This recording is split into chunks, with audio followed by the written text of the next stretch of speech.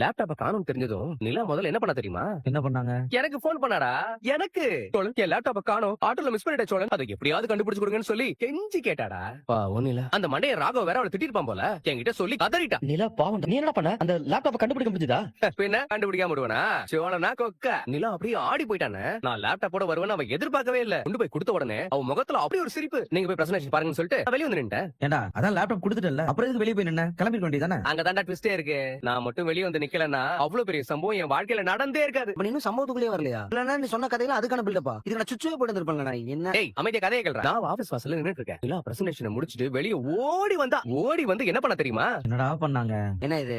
என் லேப்டாப்பே இல்ல, வேற லேப்டாப்னு சொன்னாங்க. இந்த அவசரத்துலயும் உனக்கு ஜோக் கேக்குதா? அவ பிரசன்டேஷன் முடிச்சு வந்ததானே சொன்னேன். சொல்றத முதல்ல கவனிடா. வந்து என்ன சொல்லிருப்பாங்க? தேங்க்ஸ் சொல்லிருப்பாங்க. கரெக்ட். ஆனா அவ சாதாரணமா தேங்க்ஸ் இல்ல. என்ன? எப்படி தெரியுமா சொன்னா? அப்படியே ஓடி வந்து என்ன கட்டி பிடிச்சு, சோழன் சோழன் ரொம்ப தேங்க்யூ சோழன், ரொம்ப thank you Cholan, thank you so much.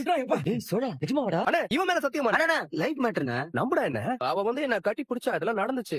ஆபீஸ்க்கு வெளியில நடு ரோட்ல வச்சு அவ என்ன அப்படியே கட்டி பிடிச்சு நின்னாடா. நம்ப உனக்கு ஒண்ணும் ஆகாது. ஓவர் பில்டப் பண்றான். அவங்க கை தான் கொடுத்திருப்பாங்க, இவன் தான் கட்டி பிடிச்சாங்கன்னு சொல்றான். இது கண்டிப்பா உண்மையா இருக்காது. ஏய் நம்பிக்கை இல்லைன்னா நெல்லா வந்தவனே கேளுடா, அவளே சொல்லுவா. கதை இதோட முடியல. அப்படியா? இன்னும் என்னெல்லாம் நடந்துச்சுடா?